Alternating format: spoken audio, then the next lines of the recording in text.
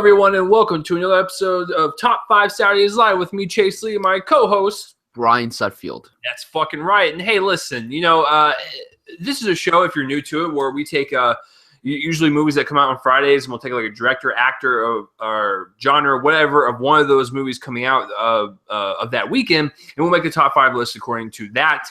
And then the cool thing about the show is that we do it live, and we have no idea what each other's lists are, so it's a crazy good time. However, we were going to do the worst Michael Bay films this week, but unfortunately we had a couple passings this week in the movie world, and that would be David Bowie and Alan Rickman. Rest in peace, good gentlemen. And we figured it'd just be best to honor both of them. Now, before we begin, I told Brian this off air, and I'll say it in front of you guys. I've only seen a couple David Bowie films, so I'm not going to really take over the David Bowie section. Alan Rickman is where we're going to have like a defining list and stuff because he's got a lot more under his belt. It's not saying David Bowie doesn't have a lot under his belt. It's just I haven't really seen it. Me and Brian both have not seen enough to a point where we're just like we're comfortable with making a list. So the only movie I'll just go first to get out of the way. The only movies I have seen of David Bowie are Zoolander, according to Brian, because I had no idea he even cameoed in that movie. And then one of my favorite Christopher Nolan movies, The Prestige. So that's it. And I don't remember him in either or. So, but listen, you got to think about it this way. David Bowie is more well known for his music. He's an icon in his music, and I know his music very well. But in terms of movies, I am very lackluster, so I apologize. So, Brian, we'll start with David Bowie first. When you heard about this news, what was your reaction? I was shocked. I mean, considering he died 2 days after his birthday, two days after he released his new album, I was in shock. And I woke up. It was Monday morning. I woke up. I was already happy from the Golden Globes that happened the night before. And all over Facebook and Twitter, I saw all this stuff about David Bowie, and it kind of made me upset because this guy was easily one of the best musicians of our generation. And it sucks that he's no longer with us because his music was really, I didn't listen to his music as much as the regular guy, but every song I've heard of his, I really liked. And if you haven't watched this music video, Lazarus, it is the most haunted thing I think I've ever seen in my entire life. And it makes me cry. I couldn't handle watching it, but it was great. And the fact that the guy kept working, even when he was really sick, it just sucks. And the sad thing is that both him and Alan Rickman were both 69, and they both died of cancer in the same week. That's the sad thing about this. But as an actor, I haven't seen as many David Bowie films as the next guy, but Labyrinth he was great in. I love this cameo in Zoolander. For those of you who don't remember, it's the scene where Derek and Hans are competing down the aisle, and then they do the underwear thing, and then Derek fucks it up completely, which is hilarious. And then he was in The Prestige, which I forgot about until a few years ago when some YouTuber brought up, I forgot who it was, but anyway, and I'm like, oh yeah, he was very good in The Prestige. David Bowie was a very good actor to watch on screen, but his music was legendary, and it's sad that we lost such an iconic musician because, I was probably going to buy his album eventually, but I didn't want to buy it immediately. Now I feel like I want to buy it so I can honor the man because the man is great. And for those who don't know, his son is Duncan Jones, the guy who directed Moon, Source Code, the upcoming Warcraft. So David Bowie's a legend, and it breaks my heart that he's no longer with us, especially as a music fan. Kills me. Yeah, it's really strange. I guess he was doing his job then, because usually when I think of a great actor, I think of someone that can blend in with the movie and you don't even know it's them or the fact that they're there. The fact that I didn't even know he was in The Prestige shows you how good he is at being a chameleon. And his most iconic role is definitely Labyrinth. And believe it or not, I've actually never seen Labyrinth. Those two movies, The Dark Crystal and Labyrinth, were cloudy with 80s puppet cheese and stuff. And I saw The Dark Crystal literally the first time last year. Brian, you said you saw Labyrinth, right? Mm-hmm. What did is it really good and stuff? Because that is his most iconic role. It's good for its time. It has its flaws, but he's amazing to watch on screen. He is the standout of the entire film. It's his movie, and it's cool to watch him on screen. Yeah, he's definitely a showman. Like, he will capture your attention just like that. And even if you've never like seen Labyrinth or whatever, and you look at like the DVD cover or whatever, you can just tell that that's probably gonna be a really fun movie to watch. So yeah, it's really sad that he's gone. But hey, listen, if he was in the Prestige and I didn't know about it, that's pretty fucking cool right there. So David Bowie, there you go. Rest in peace, good sir. So the other person that has taken an unfortunate turn is Alan Rickman. And Alan Rickman is one of those guys to where, like, no matter what he was in, he always did his best, and he always gave 100%. He was just that good, and he's made, like, he's gonna go down as I'm gonna tell you right off the bat right now, he will go down as Severus Snape. That is what he's gonna go down as. That is his most iconic role. Older people will say the villain from Die Hard, but you gotta keep in mind, like, I was 10 years old. Wait. No, because apparently my math fucking sucks. I was 13 years old when Sorcerer's Stone came out in theaters. And wait, what year were you born? I was born in 90, Brian. Sorcerer's Stone came out in 2001. You were so close. Whatever. I was in fucking sixth grade. Just chill. Just show your shit. Close. Okay.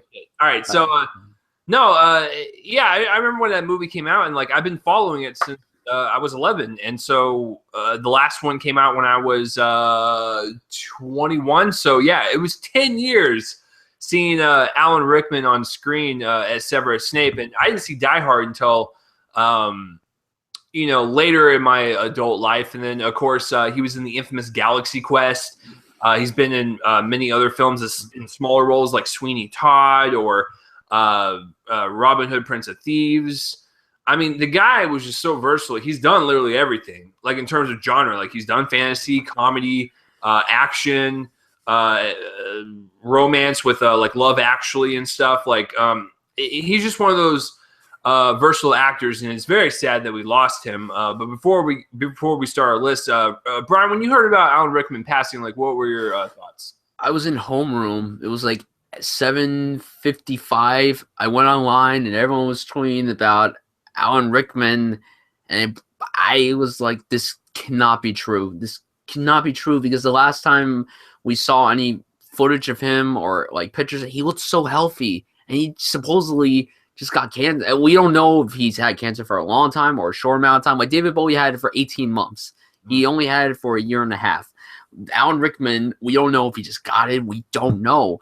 And this killed me because I am a humongous Harry Potter fan, and Severus Snape was an amazing character, and he portrayed him so beautifully. I thought he was snubbed of an Oscar nomination for Deathly Hallows Part 2, because if you guys watch Deathly Hallows Part 2, I mean, I don't want to spoil it for anyone who hasn't seen Harry Potter, because there are people out there who haven't seen Harry Potter, so I can't blame them for that. The scene involving with him and Harry in that, like, boathouse or whatever, oh my God, like, that kills me. I remember watching the movie on screen, well, also because I read the books, and he portrayed the character. I don't think anyone else could have portrayed the character as brilliant as Alan Rickman did. And in Die Hard as Hans Gruber, I come here to kick ass and chew bubblegum. I mean, he played that villain perfectly, and his bickering with Bruce Willis was great. In Sweety Todd, Judge Turpin, back and forth with Johnny Depp, and it's saying, like, I didn't know. I remember hearing that Snape was in a musical, and I was laughing my butt off, and yet he did good for what he did. And in Love Actually, he did good. I haven't seen Robin Hood, Prince of Thieves in a long time, but Alan Rickman was an amazing actor to watch on screen. I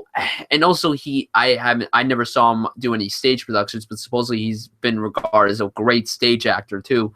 And yeah, he'll be missed. Alan Rickman, oh man, this was something that everybody was talking about in my school on Thursday. A lot of people were like, how this can't be true. And if you guys read any tributes, Daniel Radcliffe's tribute is amazing. Like, his tribute was so heartfelt, it was perfect. Same goes for Emma Watson and Rupert Grint. Pretty much everyone that's ever worked with him, they've all said great things about him, even though he's played probably the scariest characters ever. Alan Rickman was a great guy. Saw him in interviews. He seemed so cool. I'll miss him dearly. Like, our hearts go out to his family and friends and everything. We'll miss both Alan Rickman and David Bowie. It's sad week for the entertainment world.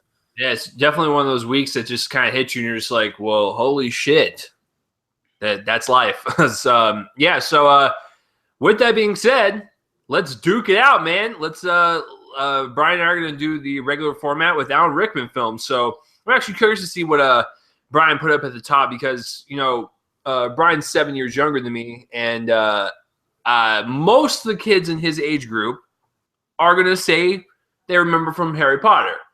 I was born in 1990, so I was nowhere near when Die Hard was released, but, people my age or higher would say his most well-known role is Die Hard. So let's see where we ranked his films. And I'm going to let you guys know right now, I've only seen 6 of them. So 5 of them are going to be on there, obviously, and one of them had to hit the boot because I haven't seen it in quite some time. So so let's get started.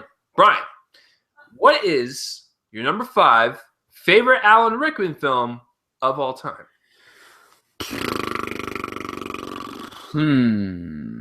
My number 5 is Love Actually. You fucking sap you. Look at you. This is a great romance film. Now, granted, for what he did in the movie, he wasn't as in it. I haven't seen this film in a long time, and he did great in this film. His chemistry with, I believe it was Emma Thompson. And honestly, I can't really say much. I think my favorite story in this film is the story of Liam Neeson's character.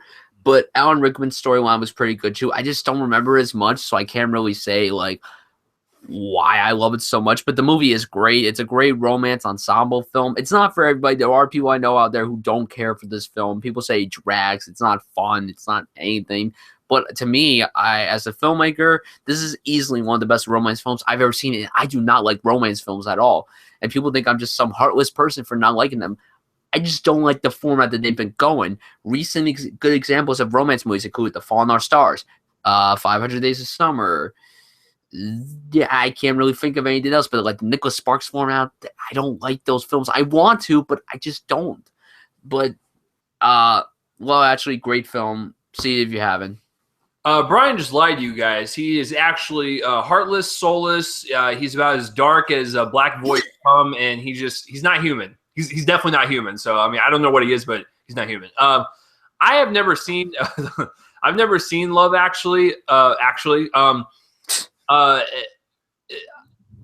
am a huge sap. One of my favorite. I can turn around right now and look at him. One of my favorite storylines is the Before trilogy, and then I like movies like Blue Valentine, Eternal Sunshine of the Spotless Mind. Basically, I like to depress the fuck out of myself. Anyways, I'll check out Love Actually.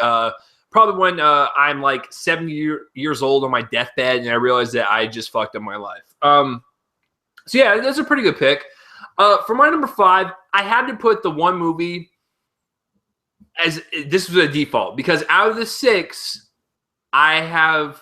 The 5 I remember the most and have seen the most, I had to put at number 5 the one where I don't remember his role. I got to be honest, but I have to acknowledge it because he is in it. And I'm actually surprised it took him that long to be in a damn Tim Burton movie. I'm going to put Sweety Todd at number 5.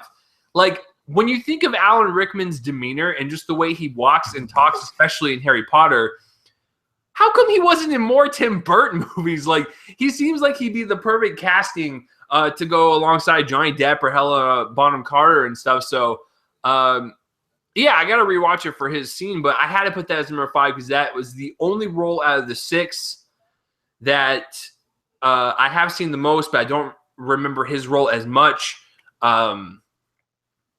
Yeah, so Sweety Todd's number 5. Brian, would you like to comment or move on?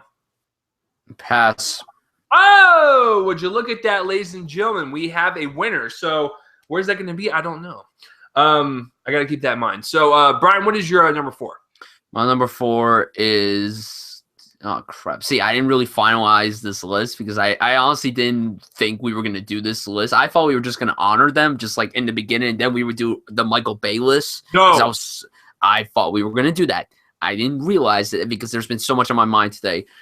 So my number 4, I guess I'm gonna go with Robin Hood, Prince of Thieves. Like I said, I haven't seen it since I was a kid, but I remember enjoying it very much because of how awesome Kevin Costner is. my creative writing teacher thinks that, he said Alan Rickman was amazing in this film. From what I remember, he was pretty amazing in this. And he was like, oh, Kevin Costner was so bad in the movie because he didn't do any accent. I don't think Kevin Costner really had to. It's an entertainment. It's like a cheesy movie. Let it be cheesy. Let him do whatever he wants. He's fucking Kevin Costner. Let him do what he wants. Don't mess with Kevin Costner. Alan Rickman was pretty dope in this film. Like I said, man, this is a film I've been wanting to see again for a long time, and I haven't been able to. So, I mean, I'm just judging on how much I remember liking the film, and this film I really did like when I was younger, so I'm going to go with that as my number 4. That's actually my number 6 because I don't remember anything from it. Like, I saw probably once when I was a kid, probably like, flopping around in my underwear, and I'm just like, what's this? Is this a movie? I don't fucking know. And apparently I was cursing back in the day. Wow, I'm not surprised. Yeah, exactly. Anyways, my number 4 is probably gonna be controversial for some people because it's so damn low. But you'll just have to forgive me because I like it. I just sorry, I'm looking up the next one. So yeah, anyways, my number 4 is Die Hard. I think it's a fun action movie. I just don't go ape shit like most of the people that grew up in the 80s did. Like, people consider Die Hard a really great action movie. It is. Action's just not my go-to genre. It's just not. But I will say this. Alan Rickman's portrayal as a terrorist is awesome. Like, it's so much fun to watch. It's just one of those performances you just have a lot of fun watching. You love the dialogue back and forth between him and Willis, and it's just a great role for him. Because the thing about Rickman is that he's a guy that can play evil and he can play good. Like, it doesn't matter. Like, you throw him in an evil role, he will turn evil. You will hate him. You will want him to go die. However, if he's like thrown in a good role, you're rooting for the guy. It's crazy. But in Die Hard, he's very despicable and he's terrible. But it's a fun action film. I would consider it a Christmas film. So if you guys want to watch a really great action movie set around Christmas, Die Hard your pick. So, Brian, what is your number 3? My number 3 is Die Hard. You see, Brian's the bigger action fan than I am, so maybe you could explain to me why Die Hard is so fucking awesome. I mean, well, first of all, we never really had an action movie that's also a Christmas film, so that's pretty dope. Christmas, the greatest holiday of all time. Meaning with action, that's pretty dope. And Bruce Willis was a big deal back in the 80s. I mean, this was the film that really got him on the map because he did some TV show with Sybil Shepherd, which I completely forgot the name of. I was just talking about it a few nights ago with my dad and my mom. Forgot the name of the show. I wish I remembered. But what I love about the film is that I think Bruce Willis is awesome as John McClane here. And it's just like, you hear people talking about how he wasn't exactly the tough cop that he ended up being in the 5th Die Hard, which is easily one of the most disappointing films ever made in the history of mankind. Good.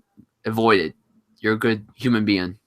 But Die Hard I have it over there in my Blu-ray collection. It's right there under above the Departed. It's between the Departed and Django Unchained, so that's pretty dope. And his character of Hans Gruber is pretty amazing. Like I said, the line, "I've come here to kick ass and chew bubblegum." I mean, that is easily one of the best lines in any action movie. And some people may argue that this is the best action film villain ever, and I could totally agree with that if people say that, because Hans Gruber was so intimidating. You didn't know what he was going to do. You didn't know, like, he was sarcastic. He was, like, cocky. And if you fought with him, he would kill you.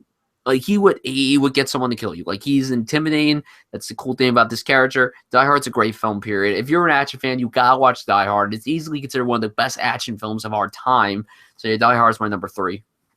Yeah, I mean, I understand I understand the appeal of it. I just don't go apeshit like most people. So sue me. Just sue me. So my number 3. When I saw it back in the day when I was watching all of his movies, I really liked the movie because just how weird and quirky it was. And I didn't realize who Alan Rickman was at the time. Now, when I knew who he was and I went back to watch it, it's still surprising to me to this very day that Alan Rickman, the most surprising role he's ever done in his career. Like, if you say Alan Rickman was in that movie, you'll be like, wait, what? I'm talking about Dogma. If you watch Dogma and you realize that Alan Rickman is in it, it will just blow your mind that he was a part of a Kevin Smith movie. Is Dogma my favorite Kevin Smith movie? No. But it is downright crazy and hilarious. I love it. It's like Kevin Smith's attempt to do religious humor. And like I said, it's not like his best one, but it's still damn entertaining. And when Alan Rickman has angel wings, that's a win right there. That is an automatic win for everyone involved. That's just the way it goes. But no, he's really great in the movie. He's so unexpected, and he's so funny. That's what I'm saying. Like, Rickman's so diverse in everything he does that Dogma is such a huge surprise because you would never expect it. So if you guys have not seen Dogma and you're a fan of Kevin Smith, watch Alan Rickman do something he's probably never done in his entire career. Because I'm trying to think of his whole catalog, and Dogma is just one of those weird ones that he was a part of. But I downright love it. So, Brian's looking at his list. He's looking at the IMDb page right now. He just didn't come prepared, and I just I feel ashamed to work with him right now. Like, look at him.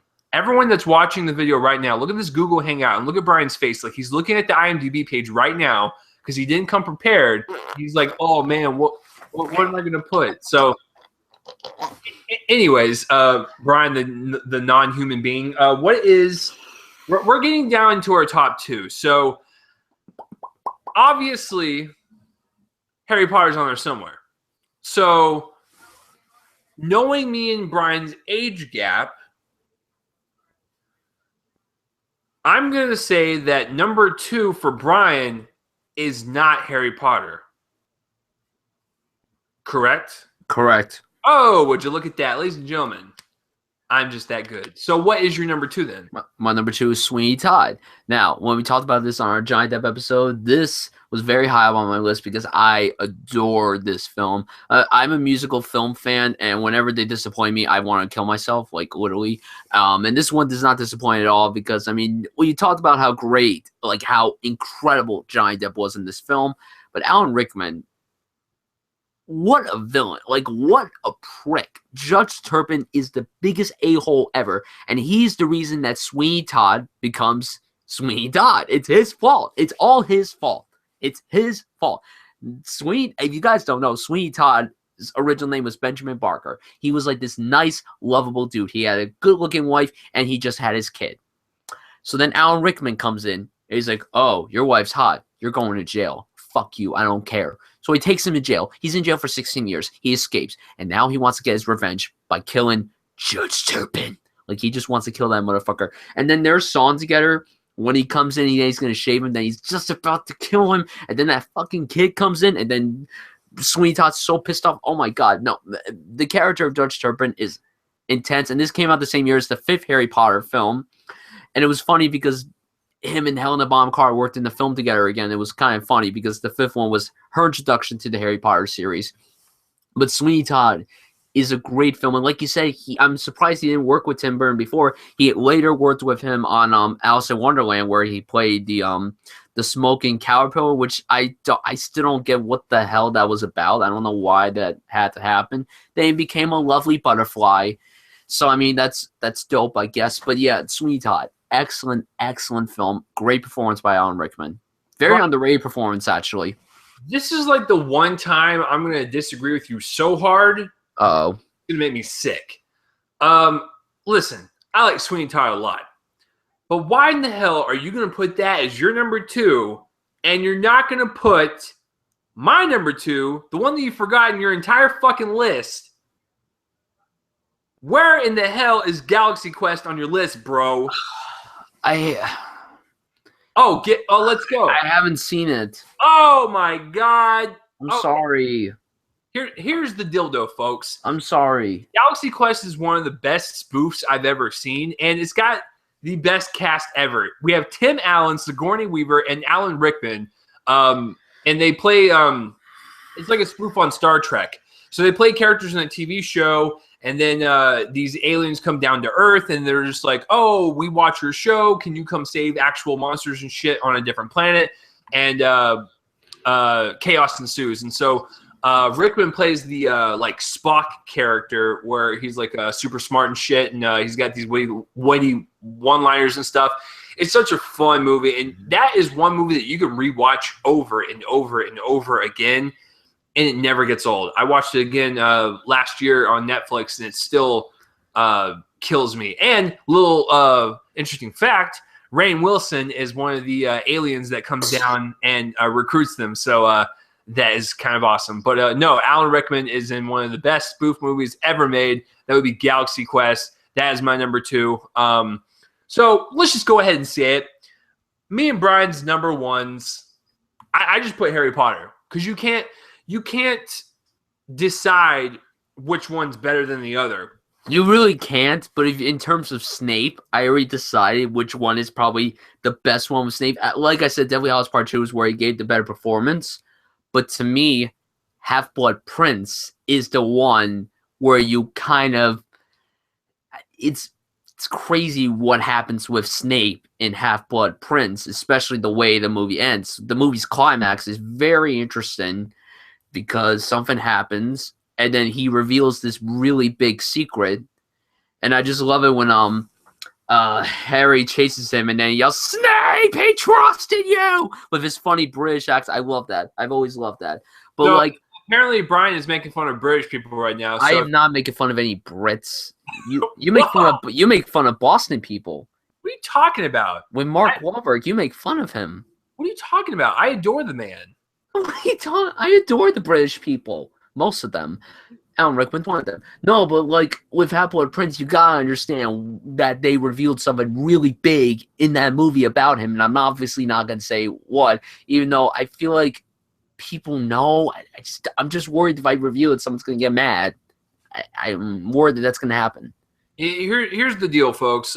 Brian, you read the books, right? Yes. Okay, so I'm gonna take the point of view from a person that didn't read the books.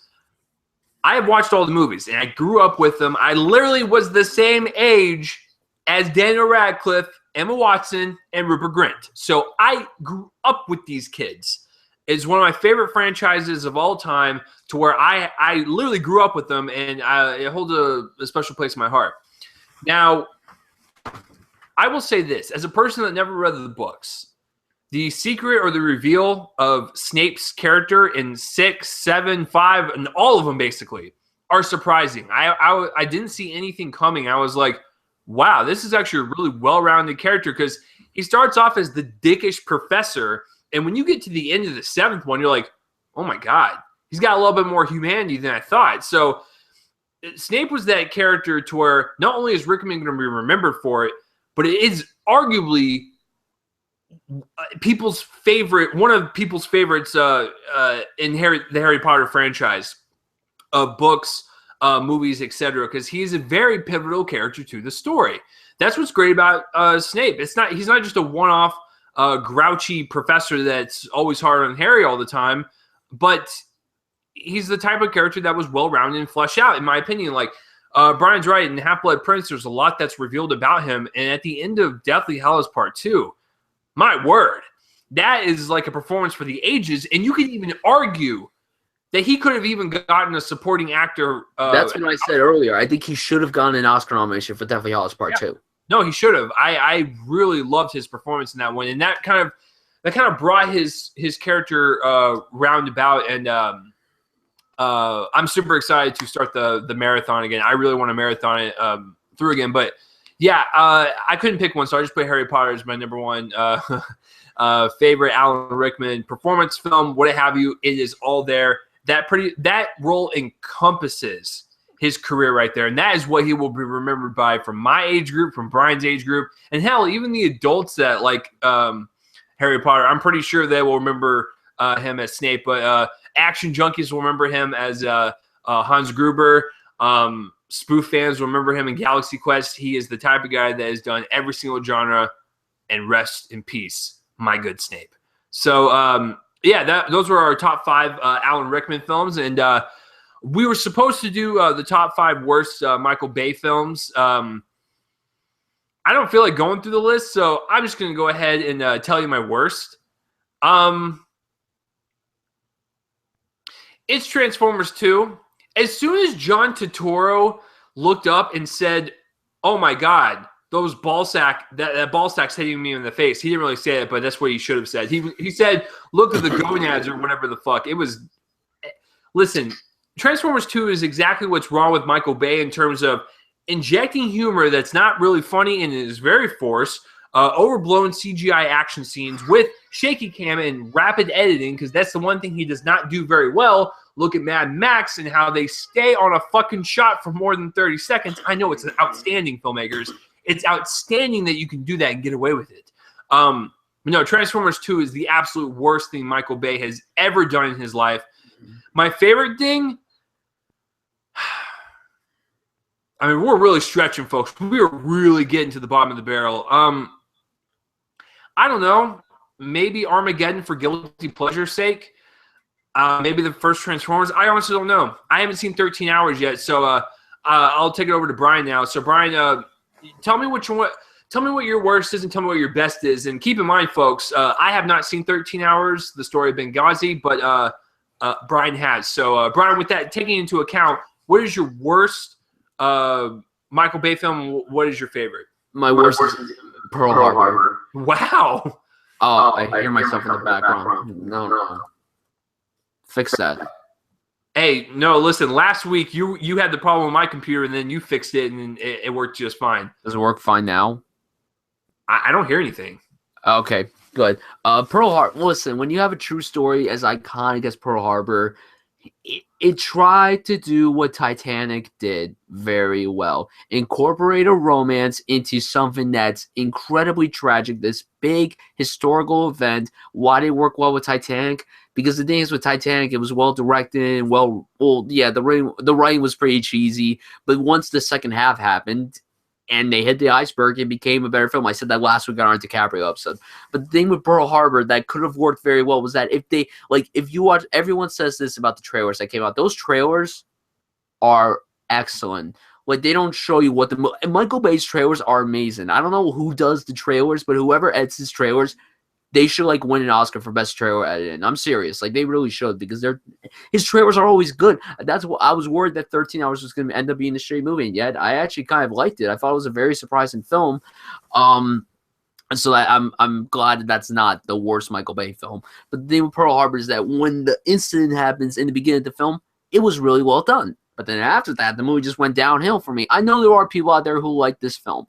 And people are like, yeah, for a popcorn film, it's kind of fun. Yeah, it's sad that they didn't do it in the way that they should have done it, but it wasn't the worst movie ever. And I'm like, yeah, it's not the worst movie ever, but I mean, for people, say there were people who had grandparents or parents involved with this, and if they lost their lives, then it's you kind of dishonored their family. Luckily, with 13 Hours, from what I heard, someone's son died in the movie. One of the characters in the movie, they die, and that's the son of someone, and that mother supposedly walked out of the film because she just couldn't watch, because she said that the guy playing her son was actually doing a superb job, but she couldn't watch because it felt too realistic. So that was the good thing about 13 Hours. With this, people were probably like, oh, that's not how Pearl Harbor was depicted. So Pearl Harbor was just so melodramatic, and then there was the fucking love triangle. Love triangles are the worst. So I mean, Michael Bay, dude, I don't understand why you made this film. You could have given this film to someone else. If you wanted to incorporate a love triangle, why did it have to be the main center point of this film? It shouldn't have been that way. Transformers 2 is actually my second worst Michael Bay film, so it's right there. Pearl Harbor didn't come out. Transformers 2 would also be my worst. Well, because Pearl Harbor is more insulting. Transformers 2 is pure dumb entertainment, so that's why it's awful to watch, because that was a real event that happened. Exactly. And like I said, they really tried to do what Titanic did very well. You have to agree with me on that. Oh, yeah, for sure. So yeah, Pearl Harbor is my worst. My best, I gotta be honest, a lot of people consider The Rock to be the best film. Honestly, 13 Hours has a good chance of being Michael Bay's best film, because it really is a good film. I found it to be quite a good one.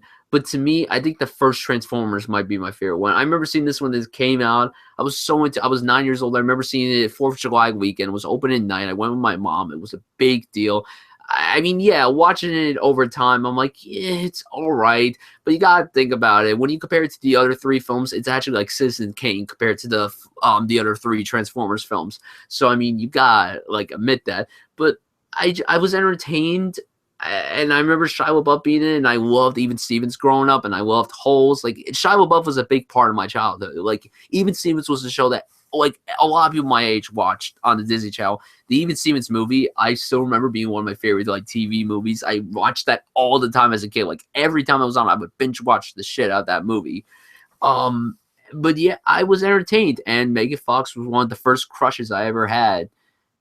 I mean, when she opens the hood of the car, it's the panning up. I mean, listen, as a 9-year-old kid, I was like, oh, okay. All right. But still, like, Transformers was entertaining. Yeah, there are some bad things about it, but you gotta agree that it's visually, like, stunning. And yeah, Transformers, to me, is Michael Bay's best film. And Bad Boys is an honorable mention, too. Yeah, no, Bad Boys is fun. I mean, Michael Bay, just keep doing your thing, man. You're good at it. You make a shit ton of money. So you're good at it financially. So, and you know how to market your shit. So until you like have a bomb, like a financial bomb, dude, just keep doing what you're doing. Like you got a fan base, just go for it. What's really funny about Transformers is one of my last memories of someone I graduated high school with. I remember when Transformers came out because it came out in the summer of my like junior to senior transition year. So someone I graduated with saw the movie and he told me he was like, dude, the movie was like super funny. I was like, wait, what is Transformers? And he was like, no, it's super funny. Like it's borderline a comedy. I was like, oh wow, thank you. So that was my first impression of Transformers going in, was like, this is gonna be a flat out laugh fest. And it kind of was. There was a masturbation joke in there. Yeah, Transformers is dumb fun, man. So Michael Bay, just keep doing your thing, boo. So Brian, would you like to introduce next week's topic? Yes. Chase doesn't know about this topic, so there's 3 movies coming out: Dirty Grandpa, The Fifth Wave, and The Boy. Now, we already did both horror movies and PG-13 horror films, so we can't do that. So exclude The Boy. Dirty Grandpa, we already honored Robert De Niro, so we can't do that. And obviously, Zac Efron doesn't have enough films. I don't know what I would consider. We can't do R-rated comedies because that would be easily one of the toughest film lists ever. So I decided, let's do that in the future. So exclude Dirty Grandpa. So The Fifth Wave's out. I decided to go with our top 5 dystopian movies.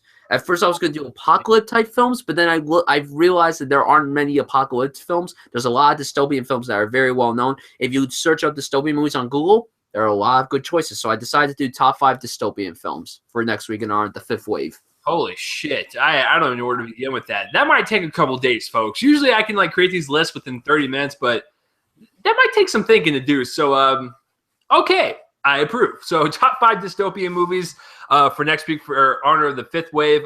So yeah, before we go, here's the board, guys. Here are me and Brian's favorite Alan Rickman films from top to bottom. You didn't feel anything for my number 1. Because it's the same as mine, so it's okay. It's okay, folks. Okay. There's a reason why this is live. So mistakes like this can happen. Hold on. No, Brian wants me to do it, so I'm going to ride with my left. No, it's fine. It's funny. Listen, I'm not a lefty, so I'm going to go ahead and do this. All right, here we go. Harry. Okay. Yeah, look at that. That's nice. It's cute. Wow. Look at that. Brian wanted me to do it, so here we go. Look at the shitty writing because I'm not left-handed. Okay. Mischief 9. Anyways, fucking Brian, man. Fuck Brian has to have his way, man. He always has to have his way. What are you talking about? Top 5 dystopian films for next week, so that should be fun. So to wrap it up, rest in peace, David Bowie. Rest in peace, Alan Rickman, Michael Bay. It's just you. Well, there's another movie out this weekend, so yeah. With that being said, guys. Thank you for watching, listening, whatever. Brian, where can people find you online? Twitter at BrianSuts98 and on YouTube at Brian Sutfield. All right, so we'll see you guys next week for another episode of Top 5 Saturdays Live. I'm Chase Lee. You can follow me in all the links in the description below. And the intro and outro music is done by my friends band, Fervent Roze. Check them out. So we'll see you guys next week. I'm Chase Lee. I'm Brian Suffield. That's fucking right. Let's play that outro music, son. All right. Alan Rickman, man. I'm gonna try to nail down an impersonation one day. It will come. I will practice. We will see you guys next week.